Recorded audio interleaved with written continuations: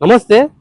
తమిళనాడు ఎన్నికల్లో TVK party అద్భుత విజయం సాధించిన నేపథ్యంలో కేవలం పార్టీ పెట్టి 2 సంవత్సరాలే అవుతున్నా కూడా ఇంతటి విజయం ఎట్లా అని పెద్ద ఎత్తున చర్చ జరుగుతుంది. సో ఇదే అంశం మీద మనతో మాట్లాడడానికి మాతంగి ఓదల్ గారు ఉన్నారు. మాట్లాడదాం ఒకసారి. అన్న, టీవీకే అధినేత విజయ్ గారు పార్టీ పెట్టి 2024 ఫిబ్రవరిలో పార్టీ పెట్టిండు. కేవలం 2 సంవత్సరాల్లోనే ఇవాళ అద్భుతమైన విజయం 100 సీట్లు సాధించిండు. సో ఏంటి అసలు దీన్ని ఎట్లా చూడొచ్చు మనం?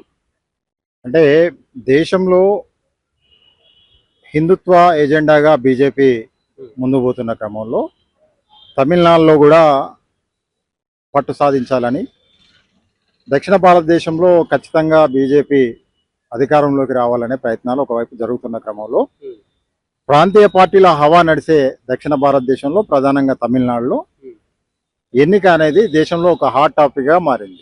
ఇది స్పష్టం.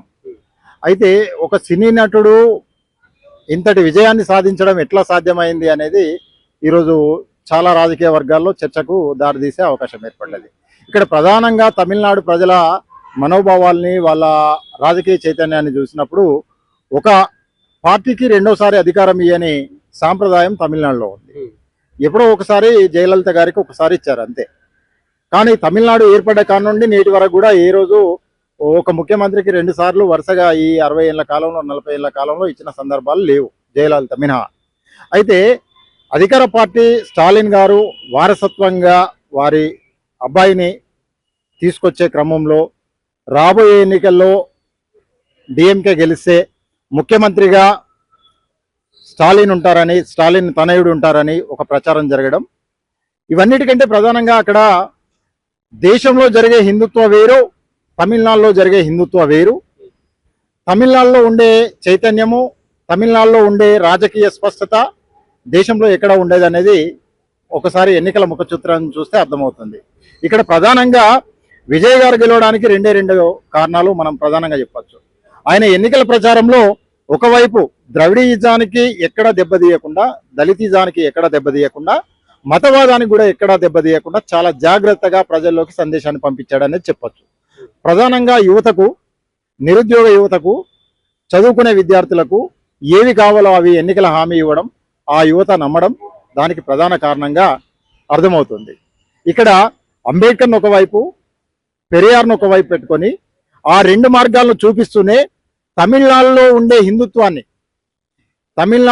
హిందుత్వాన్ని అది సనాతన హిందుత్వం కాదు, హిందుత్వం అంటే సనాతనం కాదు అని చెప్పే స్పష్టతతో నేను ముఖ్యమంత్రిని అయితే అన్ని మతాలను గౌరవిస్తా అని చెప్పడం, తద్వారా హిందువులకు కూడా నమ్మకాన్ని కల్పించడం, అదేవిధంగా పెరియార్ గారి వారసత్వాన్ని కొనసాగిస్తా అని నాస్తికవాదాన్ని కూడా బలంగా వినిపించడం, అంబేద్కర్ మార్గంలోనే నా ప్రయాణం ఉంటుందని దళిత వర్గాలను తట్టిలేపడం, అదేవిధంగా ఆయన క్రిస్టియన్ మతస్థుడు కావడం వల్ల క్రిస్టియన్ కూడా ఆయన వైపు నిలబడడం, అంటే మహిళలకు ఉచిత కరెంటు, గ్యాస్ సిలిండర్లు, 2500 పెన్షను, ఇవన్నీ కూడా మహిళలను ఆకర్షించుకోవడానికి కులపరంగా, మతపరంగా అందరినీ సమన్వయం చేసుకుంటూ ఒక స్పష్టమైన, ఎక్కడా బూతు వాడక, ఎక్కడా ఆర్షిగా ప్రసంగాలు చేయకుండా, ఎక్కడ ఎవరిని విమర్శించకుండా అద్భుతంగా ఒక బంధుత్వంతో పిలుస్తూనే విమర్శలు అనేటివి రాజకీయాల్లో ఏ విధంగా ఉండాలని ఒక నూతన ఒరవడిని చూపించిన విజయ్ గారి పక్షాన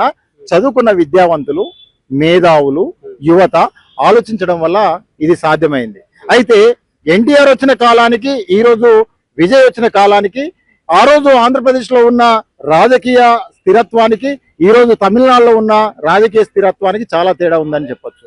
ఎన్టీఆర్ వచ్చే నాటికి ఇక్కడ ఎన్టీఆర్ ఎదుర్కోవాల్సింది ఒక కాంగ్రెస్ పార్టీని మాత్రమే, అది జాతీయ పార్టీ.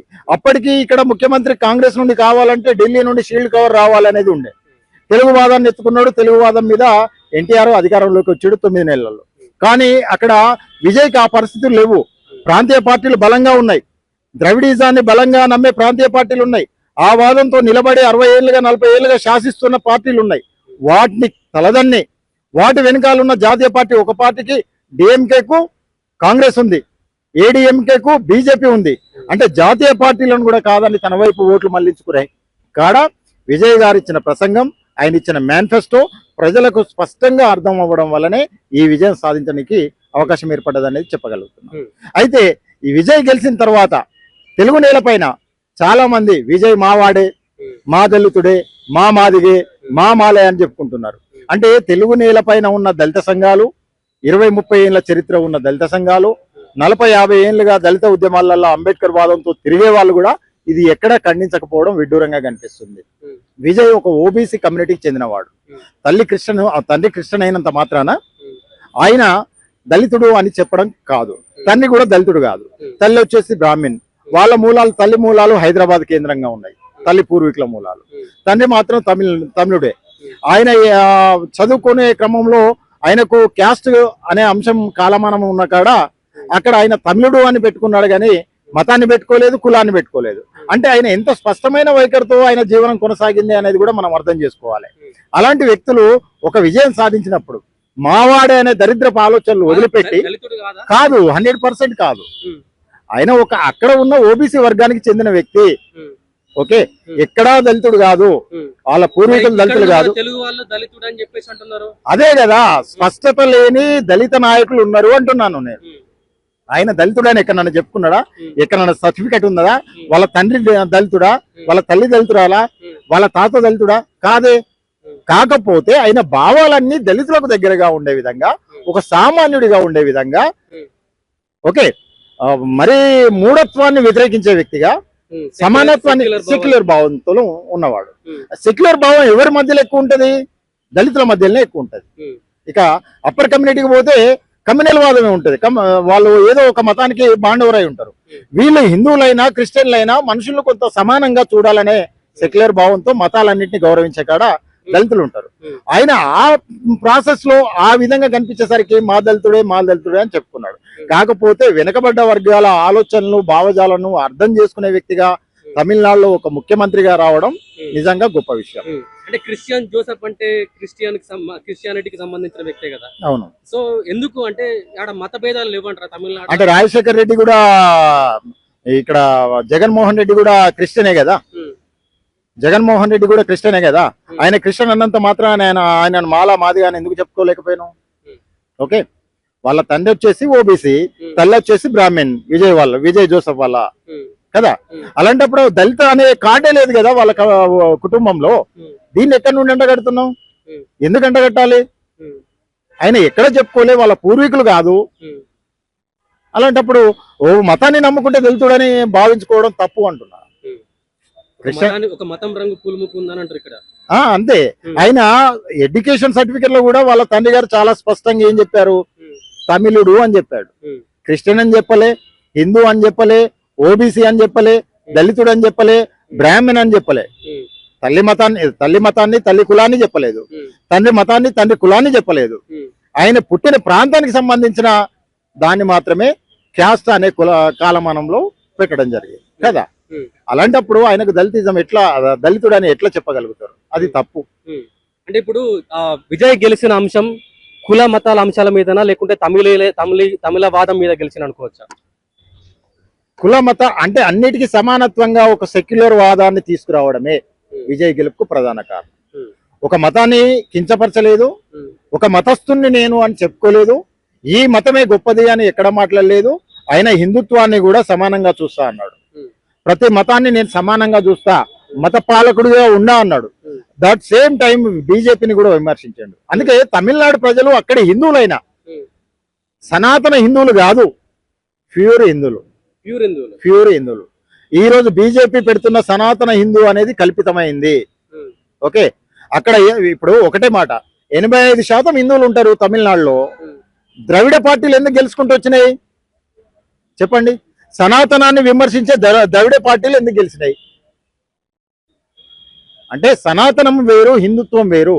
సనాతనంలో మానవుల మధ్య అడ్డుగోడలు ఉన్నాయి, మానవుల మధ్య అస్పృశ్యత, అంటరానితనాన్ని నిర్మించి పెట్టింది సనాతనం. కానీ హిందుత్వ అనేది అది కాదు. హిందుత్వానికి సనాతనానికి చాలా తేడా ఉంది.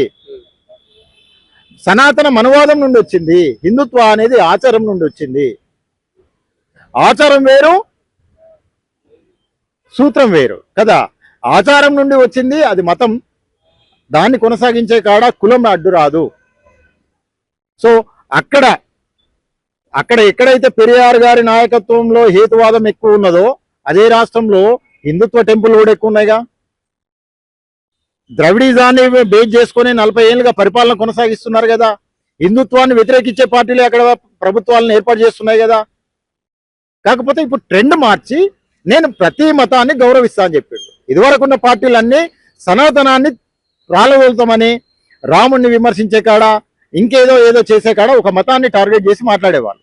కానీ ఇప్పుడు ఆయన మతాలను గౌరవిస్తాను, అంబేద్కర్ నా మార్గదర్శనం, ఓకే, నాకు పెరియార్ ఇచ్చిన సూత్రాన్ని నేను అవలంబిస్తాను, ఆ మార్గంలో నా పరిపాలన కొనసాగిస్తానని చెప్పడం జరిగింది.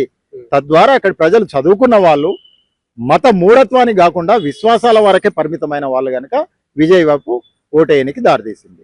దీంట్లో ఇంకా ప్రధానంగా ఇప్పుడు సోషల్ మీడియాలో చాలా రన్ చేస్తున్నారు. ఇక త్రిష ఉప ముఖ్యమంత్రి అని, త్రిష పార్టీ సభ్యత్వం లేదనే విషయాన్ని గమనించాలి. విజయ్ గారు కూడా ఈ విషయంలో గమనించుకోవాలి. ఎందుకంటే పార్టీ వారసత్వ పార్టీగా ఉండకూడదు. ఈరోజు స్టాలిన్ గారి పార్టీని వారసత్వ పార్టీగా చూశారు కనుకనే మీకు అవకాశం ఇచ్చారు. మళ్ళీ మీకు సంబంధించిన వ్యక్తులు, బంధువులు మీ పార్టీలో క్రియాశీలక రోల్ తిరిగితే మీరు కూడా రేపు స్టాలిన్కు ఏర్పడ్డ పరిస్థితులనే మీరు ఎదుర్కోవాల్సి వస్తుంది. ఓకే, త్రిష మీ పర్సనల్ లైఫ్ అయితే పర్సనల్ వరకే ఉంచాలి, ఆమె పబ్లిక్ అయితే పబ్లిక్గా ఆమె ఏంటో చెప్పాలి. ఏది వాళ్ళ పార్టీలో అంటే పార్టీ సభ్యత్వం ఇక్కడ ఇప్పటి వరకు ఎక్కడ కూడా త్రిషకు అనౌన్స్ కాలేదు. గెలిచిన తర్వాత ఆమెను తీసుకొచ్చి మంత్రివర్గంలో కనుక ఆమెకు స్థానం ఇస్తే మాత్రం స్టాలిన్కు విజయ్కు పెద్ద తేడా కనిపించదు. రానున్న రోజులలో విజయ్ కూడా ట్రబుల్ ఎదుర్కొంటాడు అనేది మాత్రం స్పష్టం చేయగలరు.